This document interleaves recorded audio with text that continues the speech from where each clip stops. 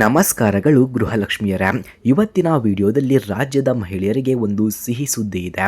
ಗೃಹಲಕ್ಷ್ಮಿ ಯೋಜನೆಯ 27ನೇ ಕಂತಿನ ಪ್ರಕ್ರಿಯೆ ಆರಂಭವಾಗಿದ್ದು, ಸಚಿವೆ ಲಕ್ಷ್ಮಿ ಹೆಬ್ಬಾಳ್ಕರ್ ಅವರು ಹಣ ಬಿಡುಗಡೆಯ ಬಗ್ಗೆ ಹೊಸ ಮಾಹಿತಿಯನ್ನು ನೀಡಿದ್ದಾರೆ.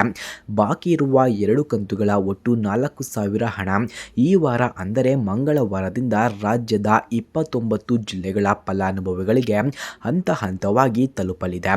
ನಿಮ್ಮ ಜಿಲ್ಲೆಯ ಹೆಸರು ಇದೆಯೇ? ಹಣ ಬಂದಿಲ್ಲದಿದ್ದರೆ ಏನು ಮಾಡಬೇಕು? ಎಲ್ಲವನ್ನ ವಿವರವಾಗಿ ನೋಡೋಣ ಬನ್ನಿ.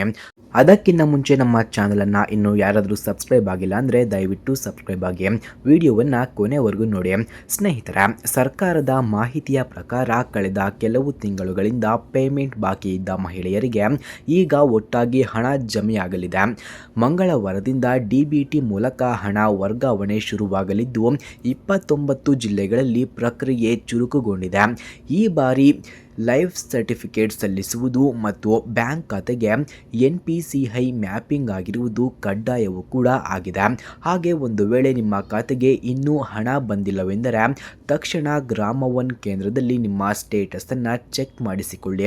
ಫ್ರೆಂಡ್ಸ್, ಈ ಮಾಹಿತಿ ನಿಮಗೆ ಇಷ್ಟವಾಗಿದ್ದರೆ ವಿಡಿಯೋಗೆ ಒಂದು ಲೈಕ್ ಮಾಡಿ ಮತ್ತು ನಿಮ್ಮ ಜಿಲ್ಲೆಯಲ್ಲಿ ಗೃಹಲಕ್ಷ್ಮಿ ಹಣ ಬಂದಿದೆಯೇ ಇಲ್ಲವೇ ಎಂಬುದನ್ನು ತಪ್ಪದೇ ಕಮೆಂಟ್ ಮಾಡಿ ತಿಳಿಸಿ. ಧನ್ಯವಾದಗಳು.